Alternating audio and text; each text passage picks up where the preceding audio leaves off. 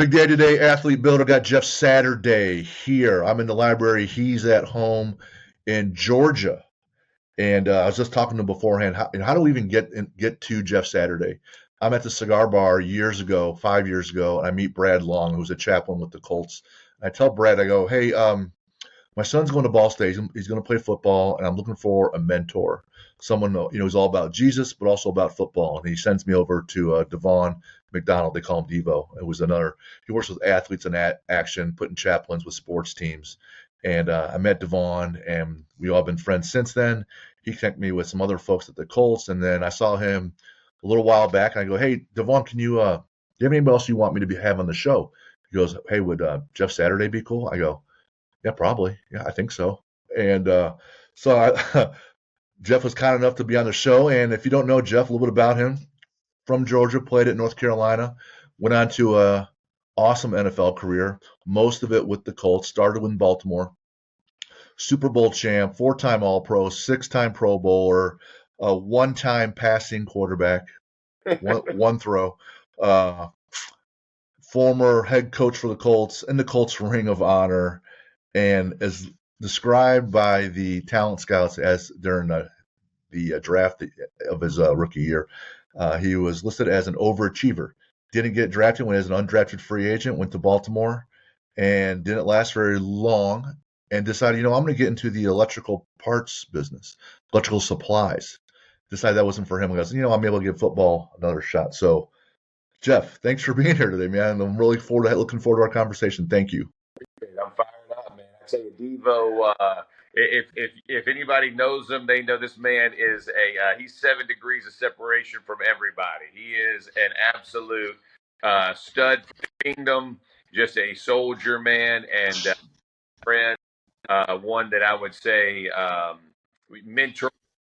There's not a better guy to do it. He is as legit as they come. He and his wife Sheree have been Aaron and I, my wife and I, for a number of years. And yeah, man, it's so good to hear that he's with Jack and helping him in that walk, because we know it takes others around us to help encourage our kids, not just us. But he's a great one to do it.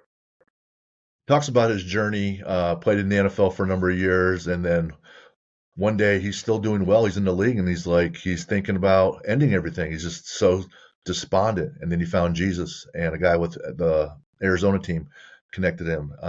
Yep. Maybe it was Aeneas Williams. I can't remember. And been making an impact ever since. There's a few people, when I'm around them, you do feel closer to God. And he is absolutely one of them. Yeah. Everyone loves the Rocky stories, the Rudy stories. All those come from behind. So when I read about undrafted free agent was selling electrical supplies, you think about, Kurt Warner and things like that. And next thing you know, we're winning the Super Bowl. Not right at once, but can you talk about the whole Nate Hobgood, Chittick, and how it all came about, you actually coming back into the league after you were selling electrical supplies? 'Cause that's a great story of resilience and second chances. Talk about that. Yeah, so Nate was my roommate in college for all of our years in school, and Nate never started at Carolina, and but as the draft was happening, I was getting calls from at the time it was they did the rounds different. They still had 7 rounds, but they broke it up into different ways. The first through the third were, I think, on the first day, and then the next day was 4 through 7 or something. And so I didn't get a call early, and in the third round I started getting a call, but nobody. They would say, "Oh, we're going to pick you up next" or whatever. Didn't happen. 4 through the 7th, same thing, and I was devastated. I mean, you have to think I was 2-time All Conference. I was an academic All ACC guy for a couple of years, so I thought at least somebody was going to take a shot. I saw a lot of centers drafted that year, um, and so obviously I was devastated. And so my roommate Nate Chittick gets signed as a free agent with the Giants and is playing in New York when I'm selling electric supplies at an electric supply company of North Carolina. And those guys, Katie Kennedy was a absolute stud to me, a great boss. He would have led me into a successful career in that world. But I get a call, and he actually, I sat down with him. His office was a few doors down, and I went and sat down with KD, and he's like, "Listen, pursue your dream while you're young, because you're not getting younger." Um, and so he's like, you'll have a job. If it doesn't work out, don't worry about that, which was just a class act all the way around. But Nate gets picked up by the Colts at the end of the season. So I think it was the last three or four games of the 98 season. So I had been out of football almost a year, and he gets to Indy, and Bill Polian has this conversation. It's an open door policy. So Bill, the general manager of the Colts, gets a knock on his door one day from Nate. And so I tell people, like, there's 53 guys on the roster. Like, Nate was like 53 and a half. I mean, he was barely hanging on himself. So for him just to walk in the general manager's office to have this conversation is mind blowing in itself.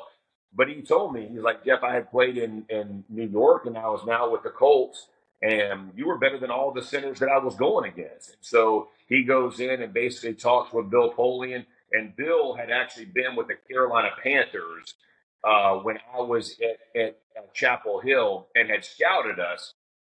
His story goes, he liked me. The other scouts did not like me as much. They said, I was as round as I was tall, blah, blah. But anybody knows Bill, if Bill liked me that much, Bill would have brought me in. So I tell Bill, don't put too much shine on yourself here, Bill. but in all fairness, he signs me, and Nate ends up, we're together on the team just a short stint because he ends up he gets released to the Rams. They win the Super Bowl that year in '99 that I'm on the Colts.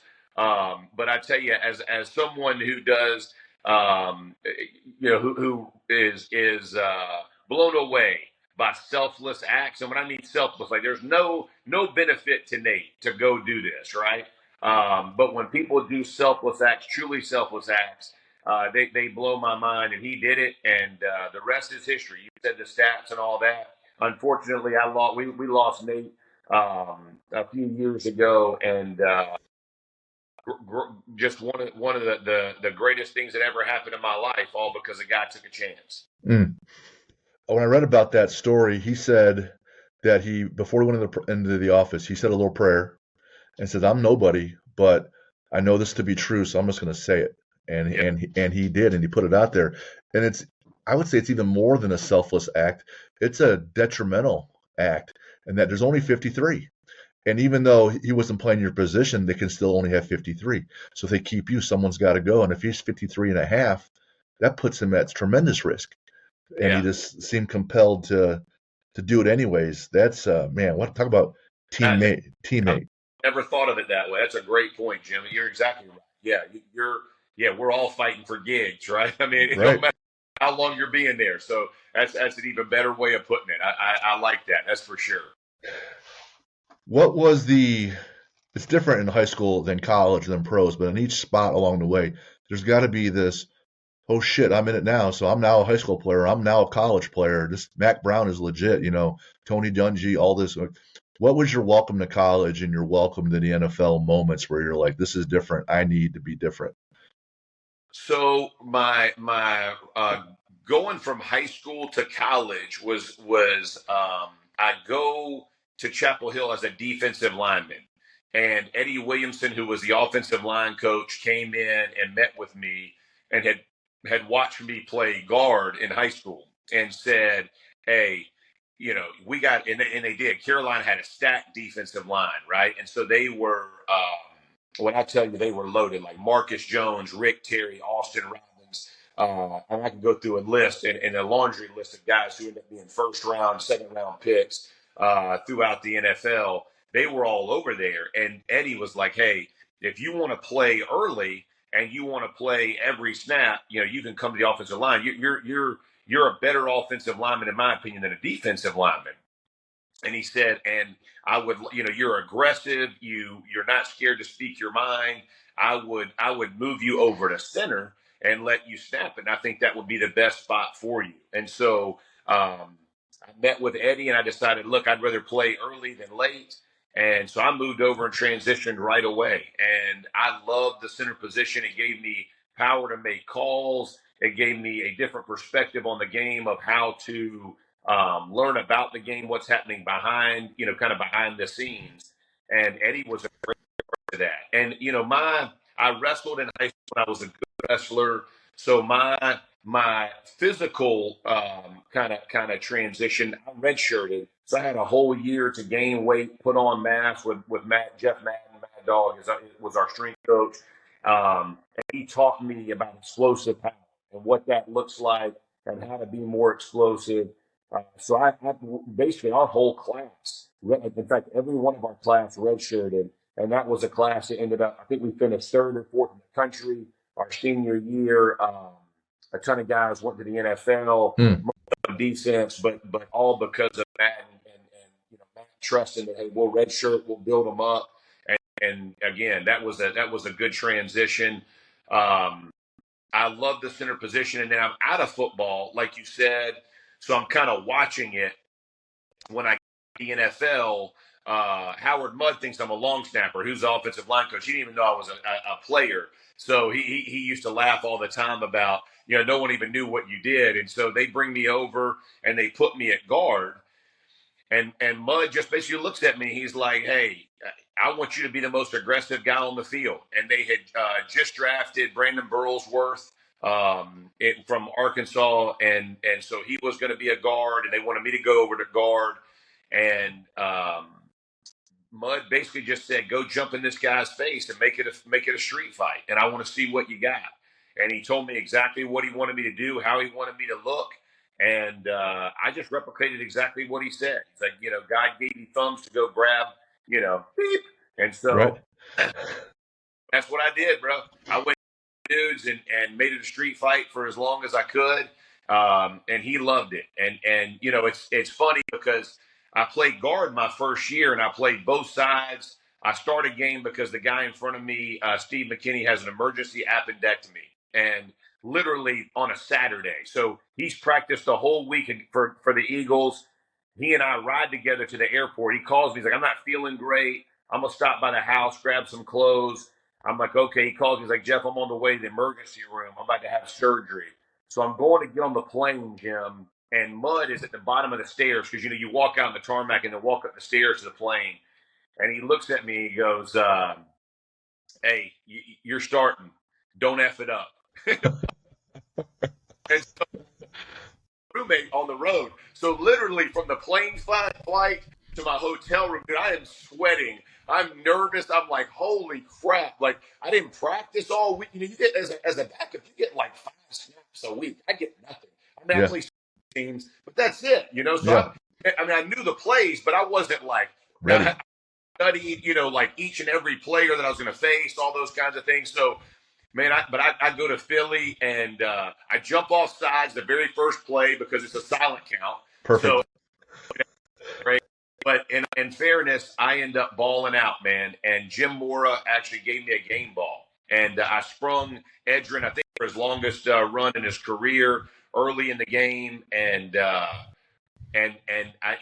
Mudd was like, "This is what I want." And I went from left guard to right guard. And then the next season, he let me battle out at center, and I took the center job and never gave it up until I left for Green Bay. Jack was playing middle linebacker for a long time, and they moved him to outside. And he asked Devon, "Hey, is this right?" And Devon's like, "For sure." He goes, "Well, you haven't seen me play." He goes, "This is where you're at. This is where God wants you to be." Yeah. And it looked like God wanted you to go from defense to the offense, and then he wanted you to start one day, right? So you trusted in your coaches, and he gave you directions and some cues. Now, the one cue, don't fuck it up. That's a terrible cue. I write about that. There's a Bill Buckner story, if you remember him. Yeah. First base for the Red Sox. Yeah. Oh, yeah. And he's, you know what happened, right? He bobbled that ball, right? Game 6. He's interviewed before the playoffs start.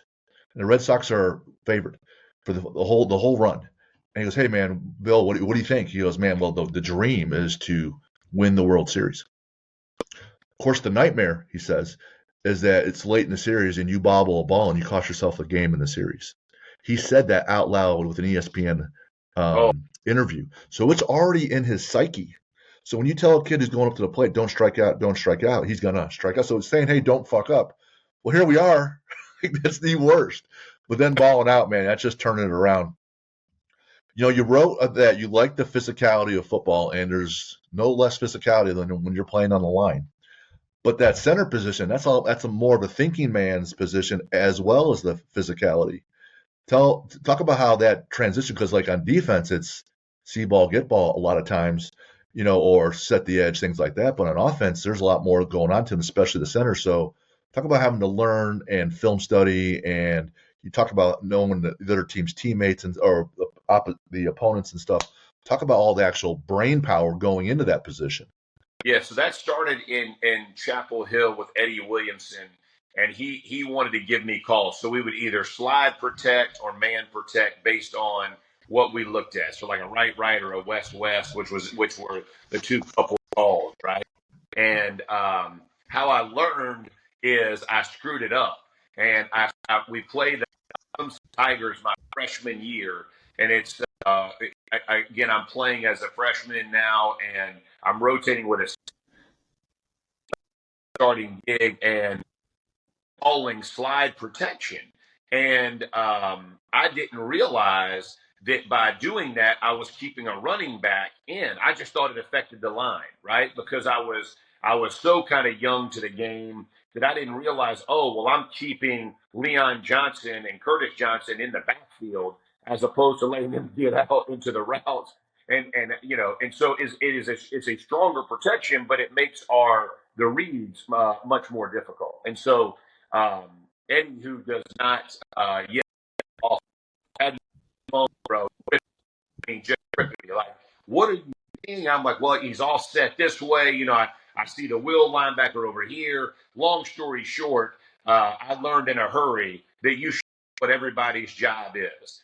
And from that point on, I was dedicated to understanding the game, not just for my job, but how it impacts everybody else's job. And so when I went to the NFL, Peyton was already the quarterback. He had been there a year. They were 3-13, and as I go in, I told you I played guard, but I learned all the calls because I want to know what the tackle's responsibility was. I want to know what the center was. I want to know what the backs were doing, what the tight end was doing, to make sure that whatever I was doing wasn't screwing somebody else up.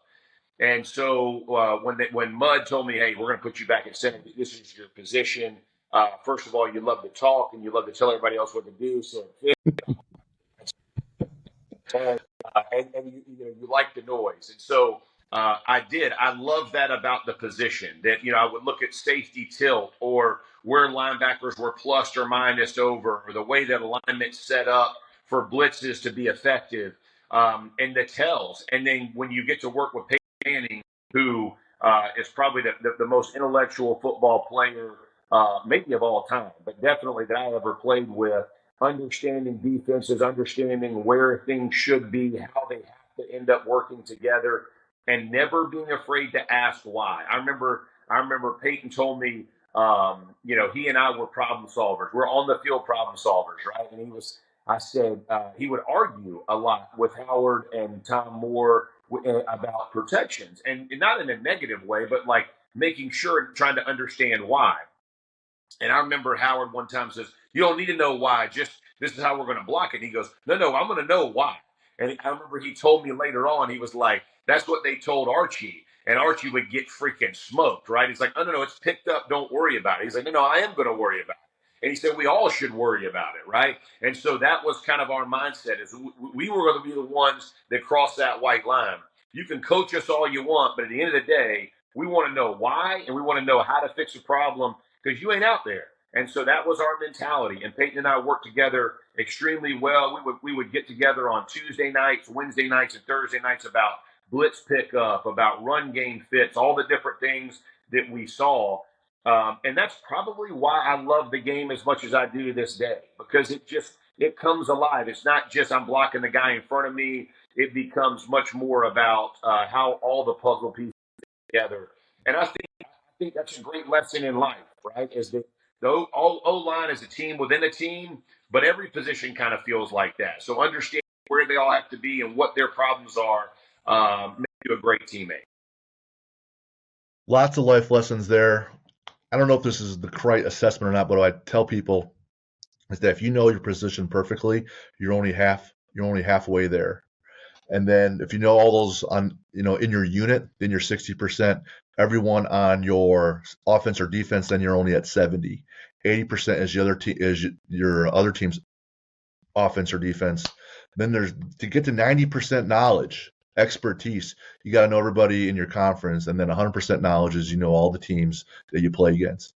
So when Yeah. people say, well, I did my job, I said, well, maybe, but you didn't see the other person was out of position. You didn't move that person, so you guys still got beat. And net, you guys lost, and all that Right. matters is the win or the loss. So finding that root cause analysis on that play transfers to, hey, what's the problem I'm having with my wife right now? What's this problem I'm having at work? Why can't we make more sales? What's the root cause? If you know why, then you can go ahead and try some new things and make some other adjustments. If you just go through blindly, next thing you know, your business is in trouble, your marriage is in trouble, and your team just lost the whole, you went 0-17, right? Yeah. So that curiosity, constantly asking questions, and that knowledge place, that knowledge piece, and doing that, using that Socratic method of just constantly finding why, uncovers the truth, and now you got a shot to win, right? That's Oh man. right. Like, I think part of why we were so successful is we were all extremely accountable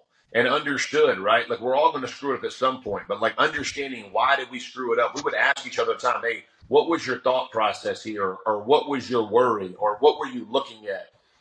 And we used to say that eye in the sky doesn't lie. We have a stripe down the back of our helmet. And somebody be saying, "Oh, I was looking over to my right." No, your stripe is facing the other way. So you're looking, your eyes aren't tracking what you're saying. And I used to tell guys that played beside me, don't lie to me, bro. Like, shoot me straight. I don't care if you whiff. I don't care if it was your fault, it was my fault. But tell me the truth. That way we can really fix something. I think Mm-hmm. of what we as a society do is try to cover up and minimize the embarrassment or the mistake on our part. And the reality is you can't fix the problems that way. That you have to get, to your point, to the root level, which is painful. Like, Mm-hmm. it's go, he was better than me on that play, or he knocked me on my butt, or I whiffed, or I thought wrong. Whatever it was, I made the wrong call. But I used to tell guys, I make a wrong call, ride with me. At least if 11 of us are wrong, we can make it right. If it's just one, we're all going to be screwed.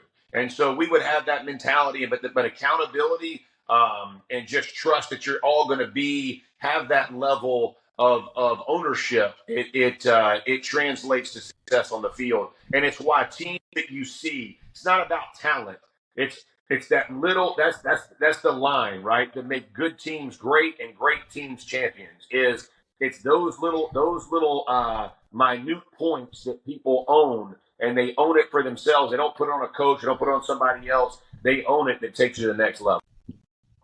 I think even before that, what you said was we trusted each other. So within your culture, you have a level of trust where you could be vulnerable, where ego is now the enemy.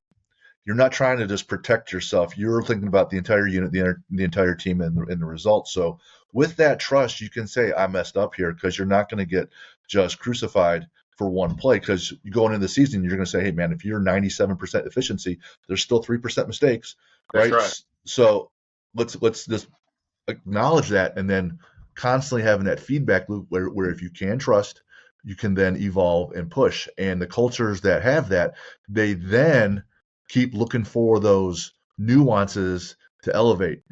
Would you say that there's some organizations where you can consistently see, what, their culture consistently has these teams in positions where they're going to be decent, maybe not 17-0, but they're not 0-17. They're Yeah. always real close to, they're above 500 or right at it, maybe a little bit below, but they're always, at 500 or above, because their cultures and how they set that up for everyone to have success, because they have buy-in, and it's easier when you're not just getting crushed all the time.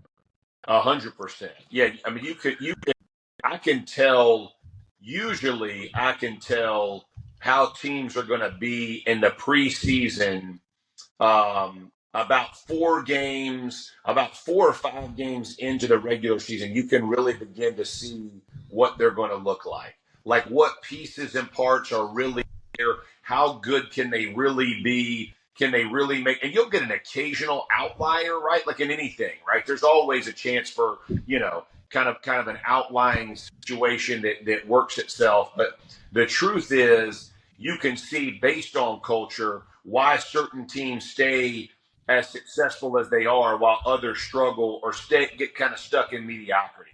And I think that's the biggest thing for me is when I'm looking at and I'm evaluating teams and how teams do, how they play well and how they don't play well.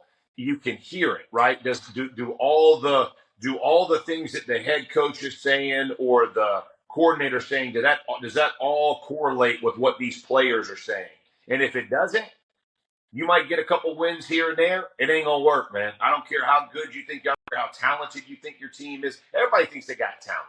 I mean, you look at the NFL. Everybody thinks they got great players. Everybody, I mean, every season, right? Like you go through it, and they're like, "Oh, we got this, we got that." It ain't got nothing to do with that. It's how you put it all together that ultimately turns into wins and losses. I talk to these other coaches and the players, and they'll say, "Well, this guy's really great, but he wasn't in a system where he and the coach jived, or he and the system jive, or the offense or defense. There wasn't really a good fit."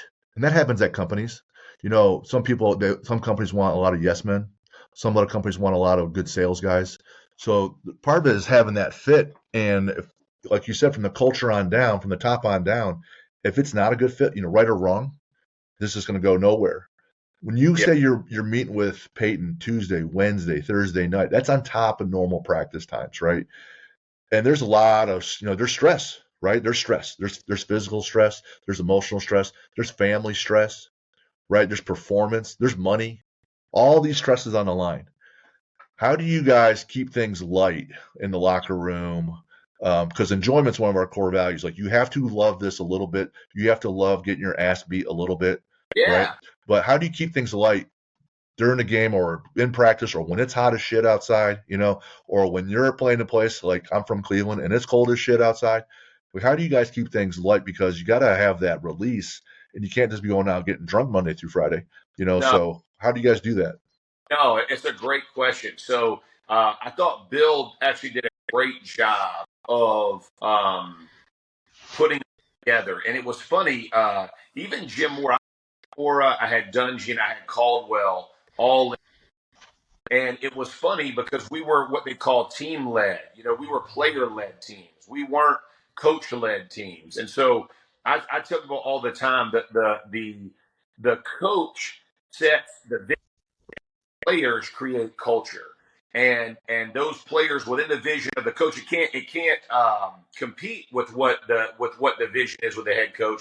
It's got to fall in line. But as players, we had a general love for the game, and so but we had different styles, right? Like when I first got there, I remember Adam Meadows, and Meadows was like a fun. He was our right tackle. He was a super funny guy, and Tarek Glenn was and then I was very light, like on game day, I'm making fun of dudes. Like I try to keep it light purposely, right? You work your butt off during the week. You don't want to go in so wound that some guys that were like Ryan Lilja was super tight. I mean, he was nervous before every game. He was wound up in the game. Like, I'd put stuff on fire like, this dude's gonna wear you out. You know what I mean? Just having but there has to be a level of joy in playing it. And I think when you find like that because the work is the work. I don't care what you're doing. There's tough days at the office. I don't care whatever it is, whatever profession. If you think I love going to practice and you find days you don't feel, but it's those push through days again where someone else picks up the joy part, right, and has fun with you, enjoy it. But I think cutting up with each other and befriending relationships matter. And I say this, I get to speak all over the country, and I use this all the time. Relationships are the most important part of any team that there is. Now, I don't care about positions, I don't care, but the relationships, because once you care about that person, and you have some type of accountability or respect for that person, then the work that you put in is not only for yourself, it's for them. Like I used to tell guys all the time, I'm playing for the guy beside me, right? Like if I don't do my job, I'm inadvertently hurting him, or I'm hurting the defense or the special teams. And football I played all kinds of sports, right? Football translates to business and to life more than any other because it requires all 11 doing their job, but doing your part that keeps the thing afloat. And so, but relationships are the most important part of it. You got to care. And again, that doesn't mean you're going to be best friends with everybody, right? You don't, I didn't agree with every teammate I had. We weren't best friends. I tell you all the time, like, don't believe video. I mean, don't believe movies and TV shows, right? Like we don't all always get along. That's okay. Like we can go about it in different ways. But I was sure going to show up and perform not only for myself but for them because that was my role, and I felt the same of my. So I think that's where the joy, and then finding outlets, right? Like we would do pranks in training camp, pranks throughout the locker room. We would cut up, like we would have times where, that we enjoy together. And I think building within your team, like the offensive line, we would go out to eat at Amore, which was it's a restaurant there in Zionsville every Friday, right? And we would gorge ourselves on food on Friday, just hang out. Other guys would do dinners with position groups, but building within that team, those relationships, that's what brought us to that. Just a small little follow-up question, like being from Cleveland, I like, unfortunately, the Browns, and the love Joe Thomas, and you can see it, like similar to yourself, he's not playing, so now he's a lot leaner, right? Just like you. Yeah. And you would talk about how much weight he would gain and lose just from a practice in the heat in training camp, also through the season. So you talk about gorging yourself at Amore, and you have 6, 7, 8 offensive linemen walk in. Just for context, what's that table look like with what's coming at you? And the restaurant's got to be happy, but the chef's got to be like freaked out, like, oh shit, they're back. Okay, here we go. So Chris, the owner, we would tell him, and he would have certain dishes. It was like family style, right? So he'd have, it was usually 10 of us or somewhere around that number would always up. And so, I mean, there's like 12 pizzas, things of pasta, there's meat dishes, you name it, man. It's all spread out and devoured food. And I was one of those guys, I had to force feed to keep my weight up, similar to Joe, right? That I could easily be 275, 280, but I need to be 295. So to make sure that we ate and took care of, and we were, John Tureen was our strength coach, our nutritionist as well, but he was always on us about like our food intake, and it's fuel, not food, right? Fuel, not food. And so we'd have these conversations. Well, Friday, we broke all the rules. We carb loaded, made sure to eat as bad as whatever that was going to be our afternoon. We were going to be, and it was going to be a race to the toilets after we did the. We put it on our body. Let's put it like that. But perfect. I mean, Chris knew every week that was what we were going to do, and we had a freaking ball doing it. Oh man, I used to compete amateurly in strongman and then powerlifting. So at my heaviest, I'm 6'3", but I was 320. Now I'm just 250 because I'm 50 years old and you can't compete like that all the time. And my kids will be asking, like, why are you eating that many eggs or that much steak? And I said, in most things here, it takes what it takes.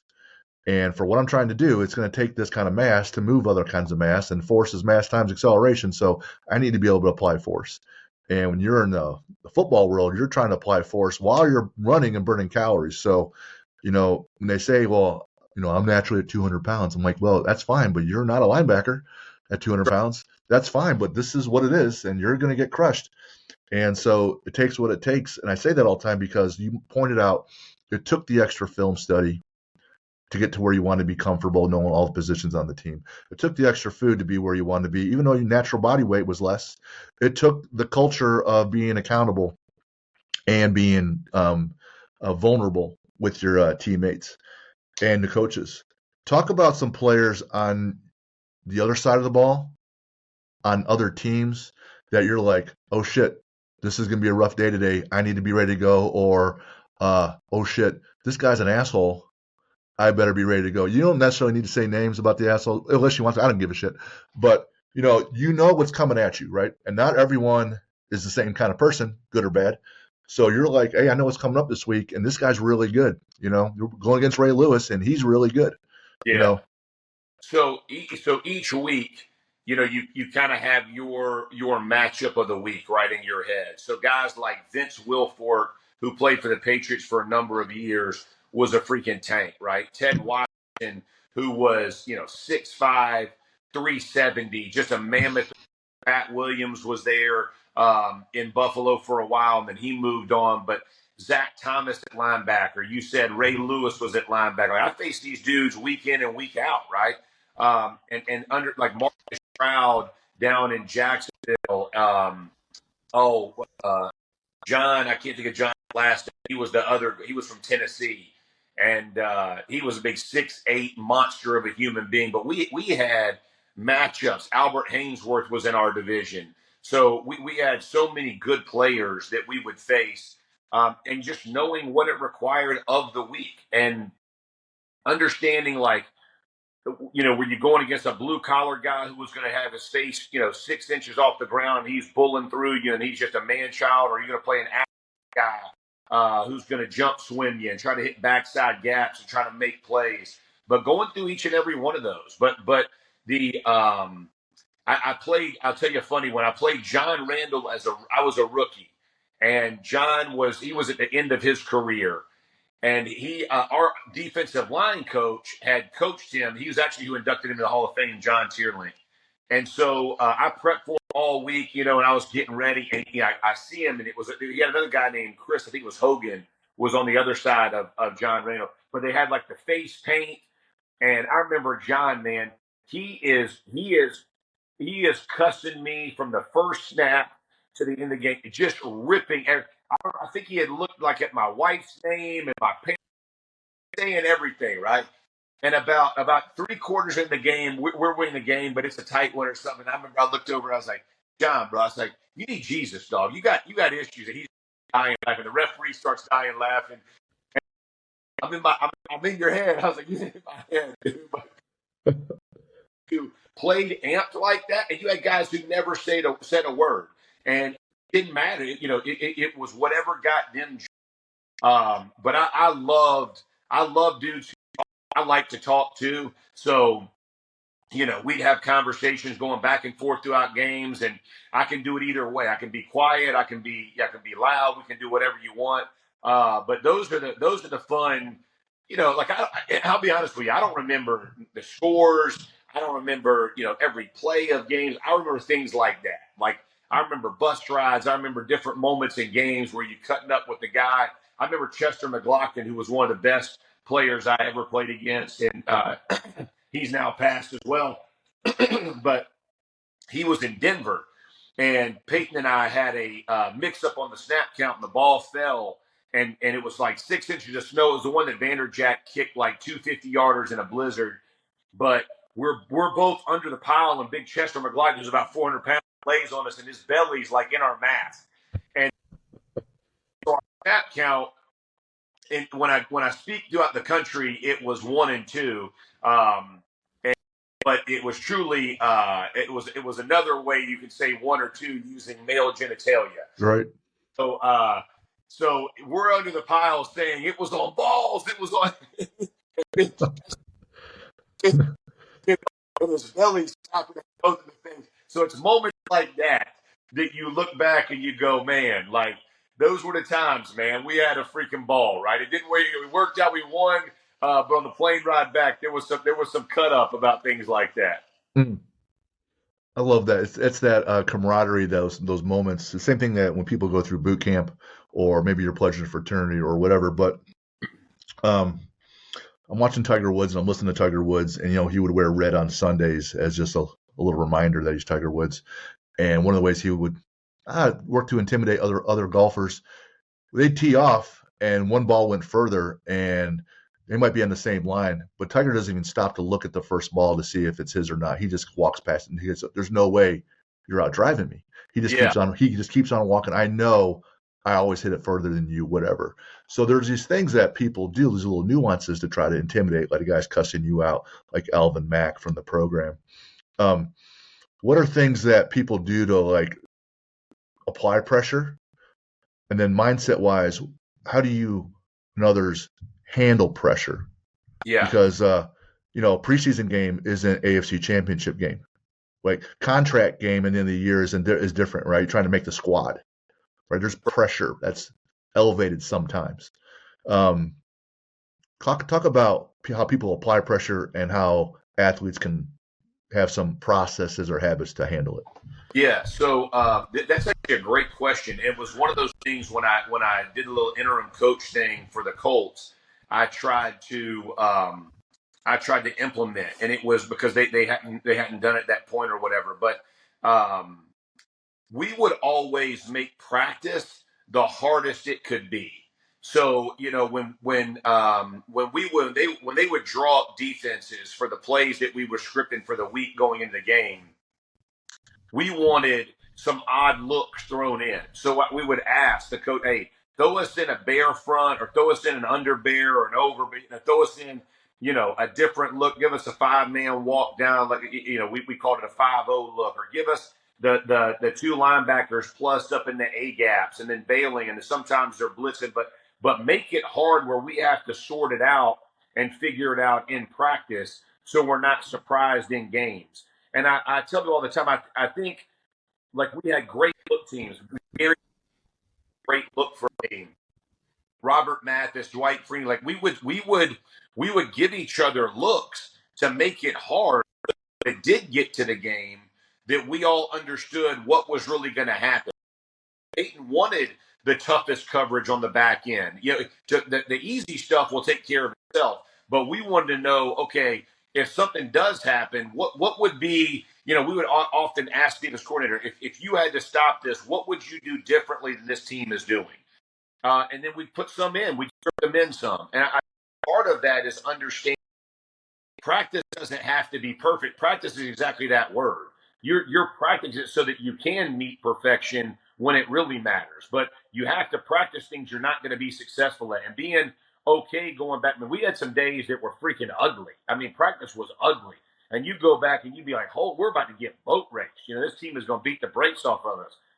And by the time you got to Sunday, it was a greased wheel, right? Now with no bearings were burning up, bro. We were smooth as silk. So understanding that part of it, but I think encouraging tough days and tough preparation is really what manifests big time games and big time performances. And so whether that was an AFC championship game, whether it was week 4, whether it was the Super Bowl, I had done that with myself all the way through my career and always felt like that paid the biggest dividends. I mean, if you're walking in and you want practice to be light and be easy. And you know what's funny? And I'll share this real quick. Andy Reid is like everybody loves Andy, right? I mean, everybody loves the way he is. They call him, what is it? I forget his nickname, the Walrus. I don't know, whatever his nickname is. They all love him, and he does funny commercials. But dude, his practices are long and they're hard. Like his training camps are hard. He works guys hard, and people, but players still love him. And I think that was part of like when Dungy came, or even with more, our practices were hard. There wasn't nothing easy about what we were doing, but he assured you, hey, I'm going to take care of you on the other end, and I'm going to treat you like men. I'm not going to have you come in for a bunch of useless meetings, but when we are here, we're going to go 100 miles an hour. And I think that part translated to us when we got to games, feeling like we could play loose because we had seen the hardest it was going to be, and now. So I think that matters, and how you take pressure off yourself is by the prep work you do in advance. Yep. Jordan will say he was never worried about the shots because he did all the work leading up to it. And, when you and I are talking about what we're about here with Athlete Builder, there's mindset, knowledge, and working with teammates in your head. And physically, there's your training, nutrition, and recovery. And you're talking about knowledge and physical training, making it hard. So as a high school, the standard is X, and then college it's Y, and Z Right. the pros it's Z. But at each instance, if confidence comes from the reps you just had, people get through Navy SEAL Hell Week, they have a lot of confidence because they just did something really fucking hard, right? Yeah. So when you do, hey, I'm doing so much harder work because I'm doing this extra knowledge prep Tuesday, Wednesday, Thursday. I'm doing the extra nutrition prep. I'm doing the extra physical prep. I'm not just training hard on the field for that 100% for those 3 hours. I'm training hard at my nutrition. I'm training hard at my recovery. I'm doing all the things. I'm doing all the trips to Amore, right? So when you keep raising that standard, now you got a shot to say, hey, yeah, you know what? I deserve to have this confidence because I went out and earned it. So Yeah. when they come at me, I'm not going to know all the scenarios, but I'm as prepared as anyone else can be. I got a good shot, so let's just go. Amen. And I tell you, physical preparation, that's the other thing. Um, fatigue will make a coward of us all. That's Mm. one of the greatest sayings that I've ever been around, and it's so true.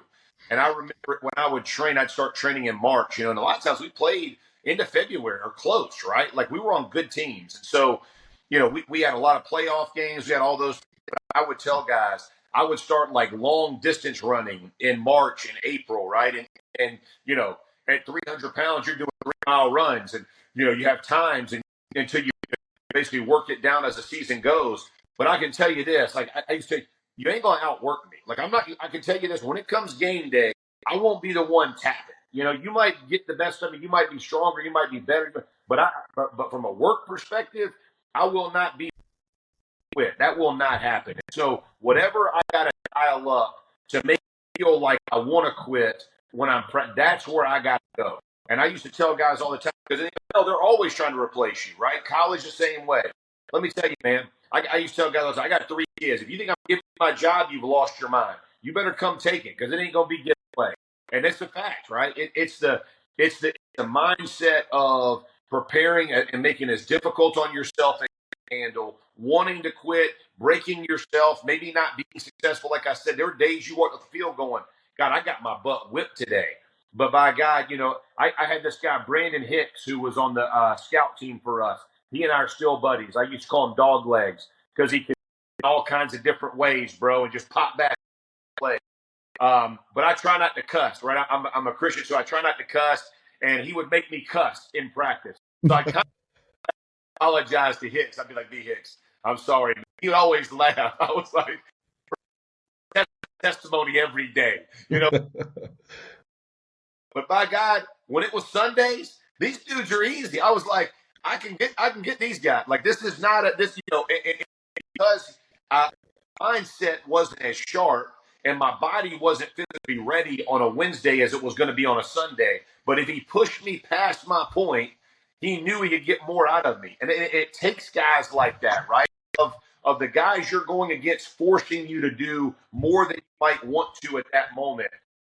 And it translates. It translates to never being, not being fatigued, not being broken, but pushing through in the biggest moments. The great coach Louis Simmons out of Westside Barbell. Oh yeah, he would say, if you walk with the lame, you'll develop a limp. So he was, for him and his whole gym, the whole culture of that gym was one thing that was impossible to replicate. So everyone that trained there, mindset wise, mentality wise, volume wise, we're just at a whole different level. And we got everyone swimming and bro. going. They beast. They were beasts, yes, animals. I asked you about other players going up against. What about places? I like this stadium. I like these fans. These fans are nuts. I like to see them get all wound up. You see hockey fans; those people are wound up. You see soccer fans down in South America or rugby fans in New Zealand, right? Those people are wound up about what's about to transpire on that field or that pitch or that rink. Talk about a couple stadiums or fans that you like, man, this place is crazy. This is nuts. I can't wait to go back. Like Jordan always loved Madison Square Garden. Oh, right. Yeah. So talk about that for you and your experiences. I would say the toughest place. So Patriots obviously was a tough stadium because of how good they were, and they were kind of our contemporary, right? Like we would go back and forth. We all won a bunch of championships, and would face each other quite a bit. So that was a tough place to play because you knew their fans were going to be nuts. They're going to be liquored up. It's usually going to be a night game because it's going to be prime time. So you knew that was going to be lit up. Seattle was a wild place to play. They were super loud. Kansas City is the loudest outdoor stadium I can remember in the playoffs. Rick DeMullen, who was my guard, he and I's face masks were touching, and we could not hear each other. We literally ran a draw play, and it was a pat. It was a screen, and neither of us got out the screen because we both heard a different play. We couldn't hear a thing, dude. They were nuts. So that was, and then New Orleans inside was crazy. Their fans were nuts. Oakland, the Raiders were, while all the Buffalo was a great place to play. But Buffalo was cool because afterwards, all their fans wanted to hang out and have a beer. So that, they'd open up the RVs and everybody kind of hangs. So that was a different environment. That was a fun place. But yeah, man, those were the toughest that I played. Those 3 or 4. Mm.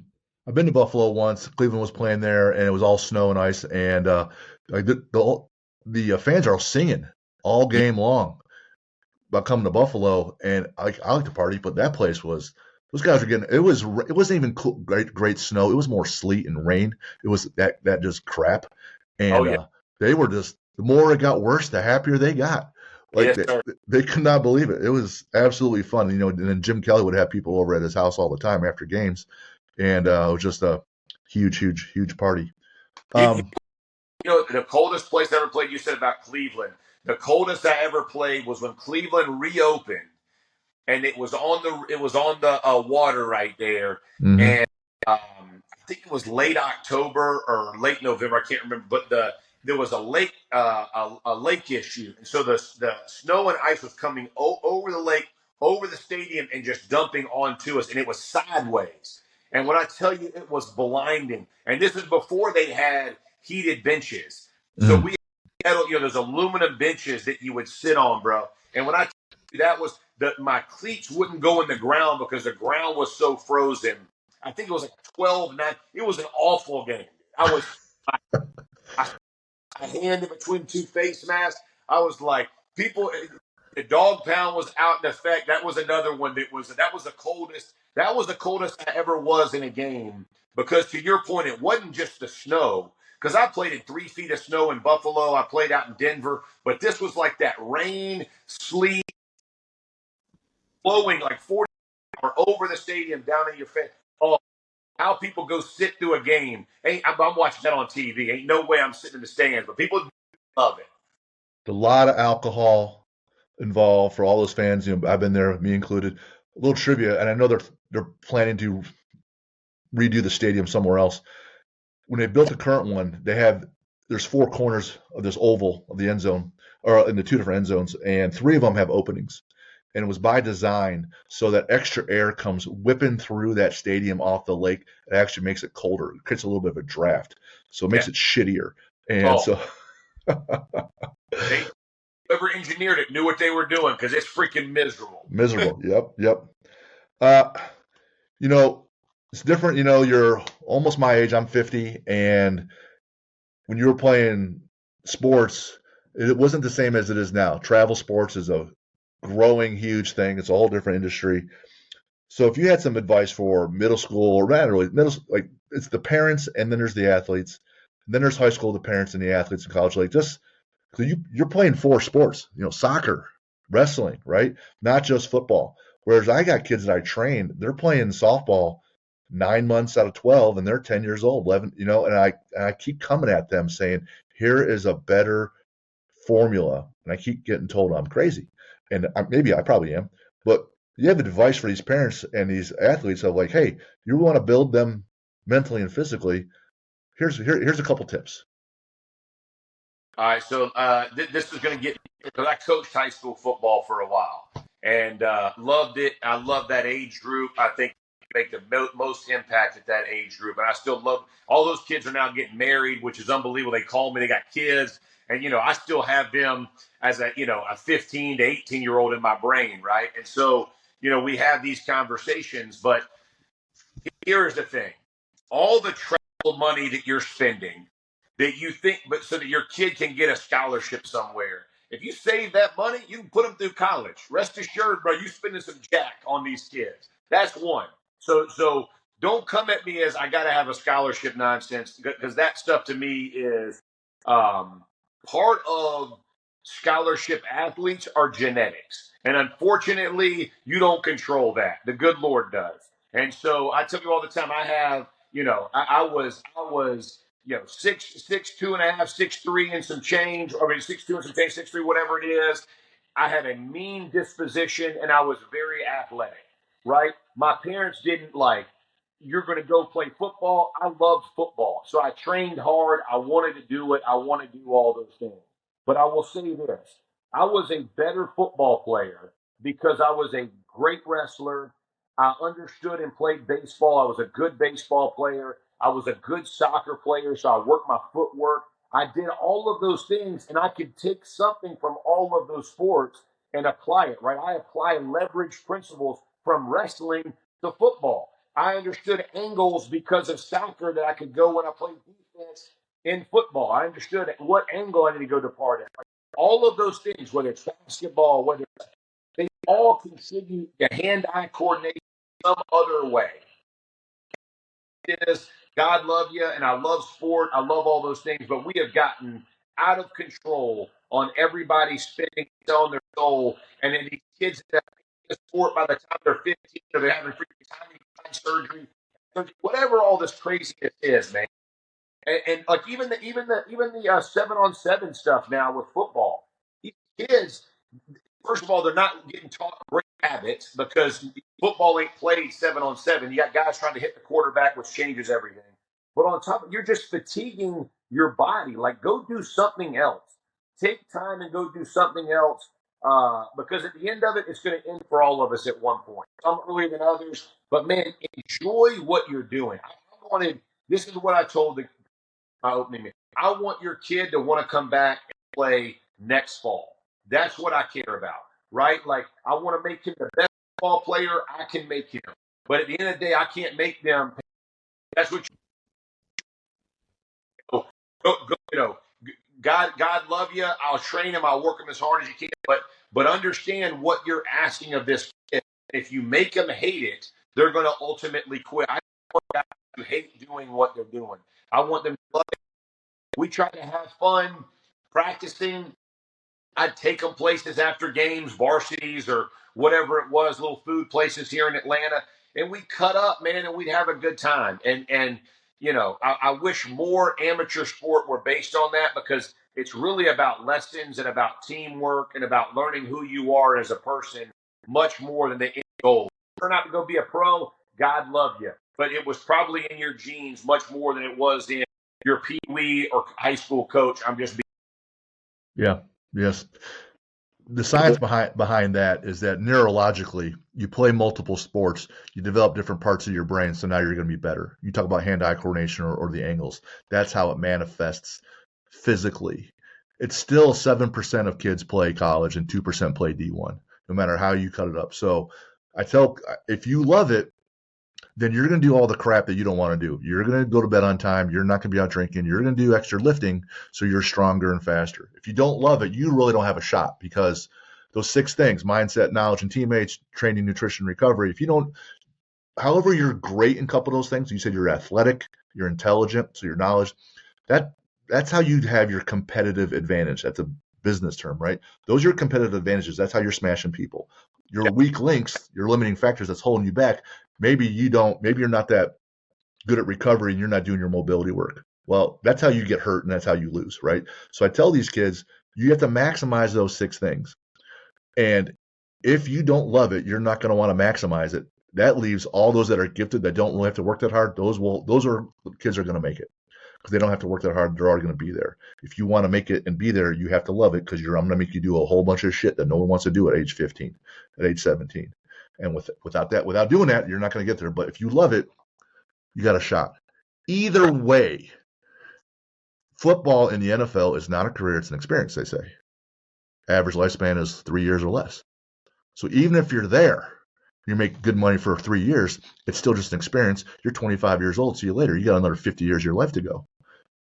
What now? Like, I don't know your finances, not my business, but I can look at some of your contracts and I can say, well, Jeff Saturday probably doesn't need to work. However, I also see NFL analysts at ESPN get up, first take on Sportsmanlike, Sports Center, and NFL Live. Well, shit, that sounds like a full deal for someone with 3 kids, and his wife still must like him a little bit because she's still around. So it's still just an experience. You still got something else to do if you want to make an impact the rest of your life. So apply these lessons if you learn them, and then you got a shot. Otherwise, just go somewhere else. And I think that's the other thing about like specialized sports is you get blinded to believe that you're excellent. Like I can count on played. I've got 4 or 5 Hall of Famers on my own team. I played against a number of Hall of Famers. With all that being said, I can count on one hand truly different dudes. And when I say different dude, just built different and do things differently. Like there ain't many that God created, right? They're just different. So for the rest of us, go freaking work for it. Because like to your point, you gotta bring something to the table that's gonna differentiate you. And if you think putting all your eggs in one basket, all you're gonna do is learn that. You're never learning the other part. That a different and here's the deal. You're like me wrestling. One on one, right? Guys who play back, you're at the foul line by yourself. Everybody's watching. Experiences that build. It's where you don't care anymore. I'm good, bro. I can live in success and failure, and I'll be uncomfortable, but I'll survive it. As opposed to making everything be live and die by success or failure on one play that can be hidden in a game of 11. When you lift, what do you like to listen to? Oh, that's a great question. So it depends. Like if I'm doing heavy day, it'll be rock. I'll get down to some rock and some that kind of stuff. When I run, I like to run. I'm training for my first half marathon with my daughter in this month. Easy going, like easy, right? I want like easy stuff, and then I love Christian music. So doing my mobility stuff, or like at the end, I can do all that, whether it's worship music or rap or rock. I can kind of do all of those kind of. But if I'm getting that, you can rest assured some classic rock's getting turned up and getting after it that way. What's a bucket list adventure you haven't done and it's just you and your wife? Ooh, so we love to travel, and I'll be honest, we are bucket list people. I would probably say dive the Great Barrier Reef is done yet, and one that I would love to do. Having my youngest just graduated high school, he'll go to Clemson in this next fall. Kids in sport for dang near 20 years, so we haven't been able to get that because it's such a far away. But I want to do that. I think that'd be a Just short side note, if you can, tell everybody on the planet, and you included, listen to my episode 51 with Kyle Maynard. His arms stopped growing at the elbow, both of them. His legs stopped growing at the knee. He fought jiu-jitsu professionally. He was nationally ranked in wrestling, not wrestling handicapped people, just wrestling.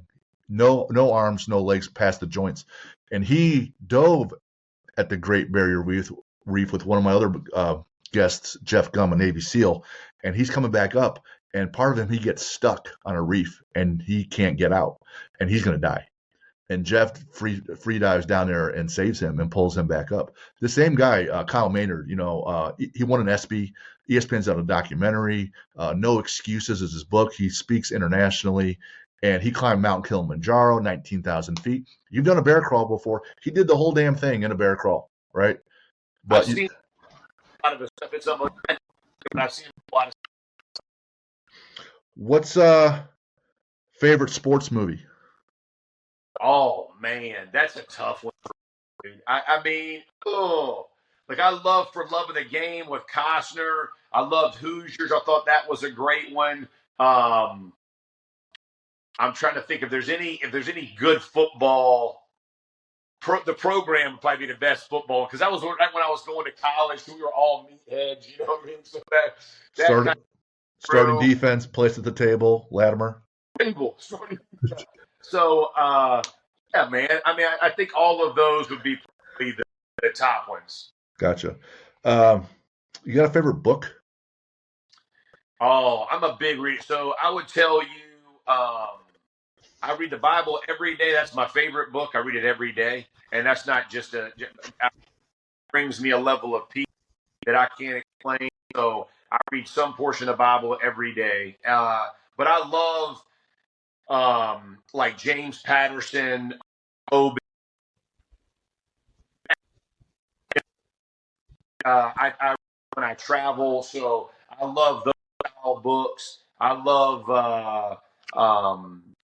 like historical, like true, kind of some true history, war books. I enjoy those kinds of things, but I couldn't tell you if I have like a favorite one other than that. I just love to read and be entertained that way. Awesome. This next two questions, it could be fiction or nonfiction. Okay. Favorite hero and villain. Oh, favorite hero and villain. Oh man. I